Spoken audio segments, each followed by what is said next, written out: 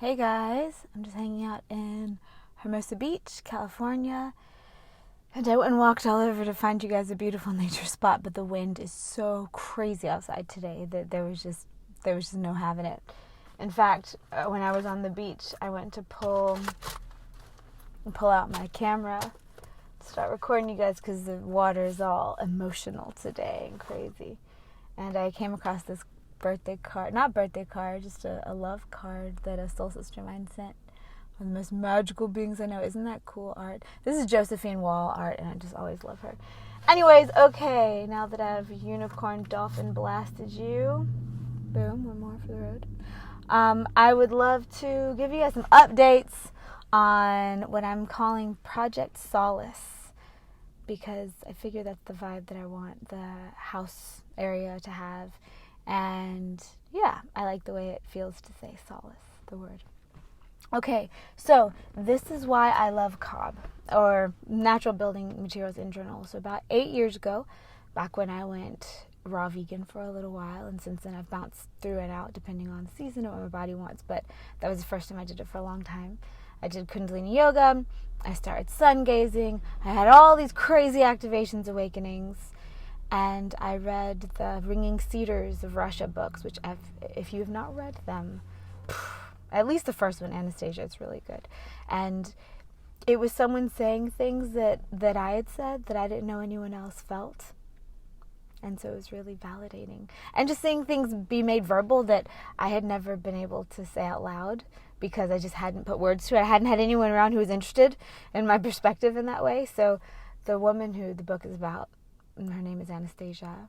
She's not the same as the Russian Anastasia princess, who that whole mystery and romantic tale is about.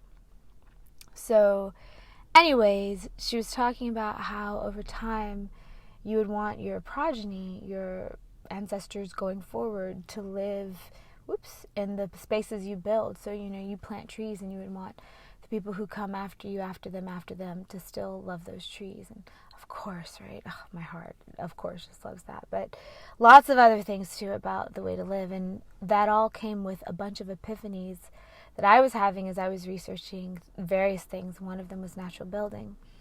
Because, like I said in my last video, I try not to toot my opinion too much because it's my opinion. But I think there are some things that we can all agree on, like our houses shouldn't be parasites on the earth. So if there are better ways, then they should be done. So I dove into earthship building, which I love some parts of it, which, for instance, making a wall of windows facing the south. So in the winter, the sun comes through and heats up those back earthen walls and keeps your house warm. And that earth releases the heat during the night. And then kind of the opposite in the winter, since the sun is high, it doesn't shine deep into the house. And the earthen building releases cool during the day that it got at night. So just paradigm shifts like that, because it's still regulating temperature. It's just doing it in a way that uses the natural stuff we got around versus having to draw up something natural like oil and then refine it, burn it down, then pipe it back through and use it, which is, I feel like, the kind of thing we do, or create power in various other ways. If it's already there on the land and we can use it, why not? But then something happened when I was studying earthships. And honestly, one of the cool things some would say about earthships are that they use tires to help make the walls.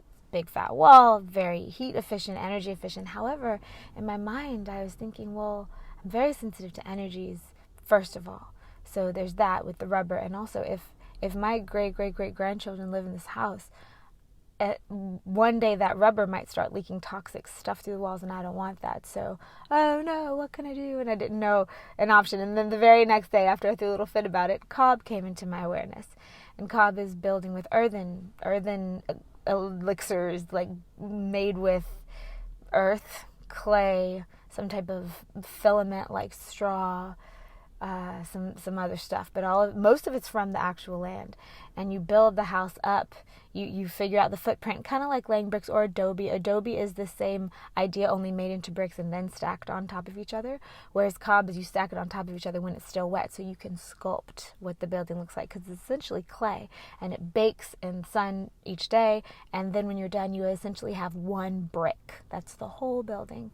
And go do an image search of cob buildings, and I'm sure when I get organized enough to do it, I'll start an inspiration spot on my website too, where I can show you some of the stuff that I'm thinking. But it's so gorgeous. It looks like things out of a fairy tale book, so of course I love it. And then too, it's so inexpensive, ridiculously inexpensive. Like, for the same amount of dollars, trusting that you live in a place that the building codes work with this, because you have to do some finagling sometimes if you want to have it legal, and some places it's just not even possible, but you have to talk to City Hall or whoever it is that controls that and see.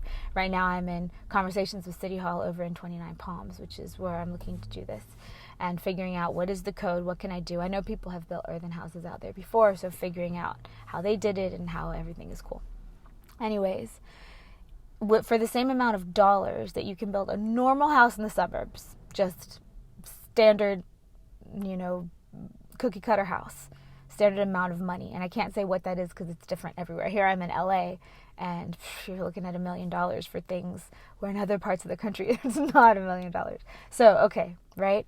What you use that same amount of money for, wherever you are, that same amount of money can build a huge epic palace or mansion or something glorious out of these natural building principles. Another one is straw bale construction, where they think of how bricks are. They use big straw bales to do this and then cover them in various plasters and stuff. So the end result always looks very beautiful, and it doesn't feel all that different on first glance from something like drywall, which has a textured surface and you can paint it and blah, blah, blah, blah. But these things, when you feel them, these earthen buildings, when you go into them, you can feel at a deep, deep level. Not only the negative ions and grounded stuff, and usually less Wi-Fi because the people who live there aren't as big into techie kind of stuff, but the way that it makes your heart feel. So I would highly recommend, anyone's curious, go rent an Airbnb somewhere. They're all over, or something, some way you can go stay at one of these places. And so, okay, I fell in love with that, and I was looking for land back in 2010, somewhere on the East Coast, to build on. And then my life exploded and things totally changed and went a completely different direction, which has happened to me several times, which is kind of beautiful because that means I've lived a bunch of lives in this life. But it's also interesting because I dive into each one of them fully because they take my attention. I'm living a whole life. And then this other stuff I've gotten in the previous ones nestles itself into my conscious until it's reborn again, like now with this earthen building it myself idea. So there's also a building method called Super Adobe, which I am talking to the guys over at CalEarth, and I'm going to go tour their campus, and I would love to record a video for you guys while I'm there and kind of show you what they're up to. And the theory there, they make a lot of dome buildings, and the theory there is, if you've ever seen someone make a clay pot by twisting a rope of clay around and around and around and around and then smoothing it out, they kind of do that. They use bags of earth, and then in between those bags of earth they wind barbed wire to stick them together, and then they make them into domes and stuff. And that's cool. They look really cool. I definitely want to go look, and I think we may do some of the buildings there because I think we're going to create a whole little eco-village, at least eventually. Maybe even from the get-go. We'll see how it goes. But I can't quite rectify the energy of the barbed wire in my mind for the house that I'm going to live in. So I don't know if I'll use that in part of the house because it's a good idea and I like it for a lot of ways.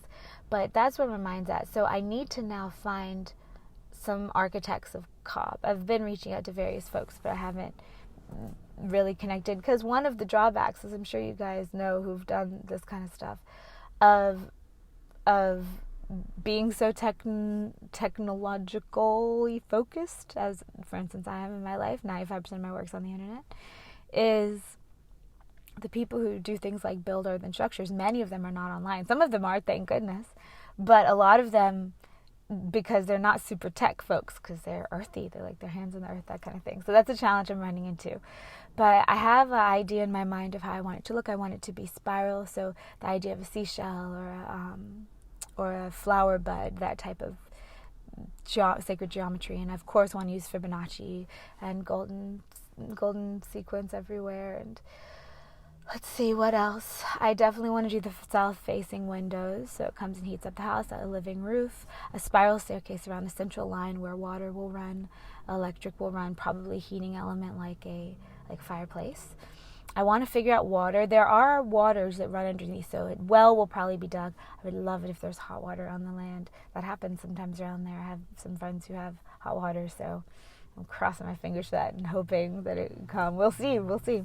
And of course, permaculture it out. And yeah, the thing I love about Cobb is you can build, and earthen structures in general, is you can build things like bookshelves and window seats. Every window will have a window seat. There'll be perches for Lily built into the room, plants everywhere, and of course a library. I've always loved the feel of libraries that have those ladders that wheel across the room. But I'm thinking if I were to do that, since I want to maximize my space, I don't quite want to go tiny house. I want to be able to stretch out and dance around and do rituals and make big movements. But it doesn't have to be gigantic, and I do want to optimize the space that I do have. So the only way I could have a rolling ladder is if it were tucked Murphy bed style into the wall. Otherwise, I'm thinking of maybe carving in little footholds and having a rope, so you can just hold onto the rope with one hand, kind of climb up and get your book and climb back down. Thinking about that. That might be fun. And lots of other little details. So yeah, that's where I currently am. So right now I'm looking at coding. I'm looking at what is legal. I'm finding architects to build and to help me figure out the exact plan. Like I said, I have it in my mind way more specific than I just told you, but I am not an architect and I'm not a Cobb architect, so I got to make sure it works. But things are moving right along. I am going to be tapping you guys for various stuff. I mean, I need people to help me come build it. That's been an interesting thing because I know there are a lot of you guys who I would love to have your magic included. However, with this work, I also every now and then have creepy, stalkerish, or slightly dangerous feeling unbalanced vibes come from the other side of this. So I'm a little nervous. I don't know how to quite do that in a way that I know I'm going to feel safe and not freaked out, but can still connect and do the thing with community, and we'll see. But that's my process. That's where I am. Yeah, Cal Earth, look it up, all one word, CALEAOTH. And yeah, that's it. Love you guys. Sending you love from California. Mwah. I'm going to Sedona soon, and then back east to do some more things, and then eventually back out west again. Classic. Driving all day. Okay, bye.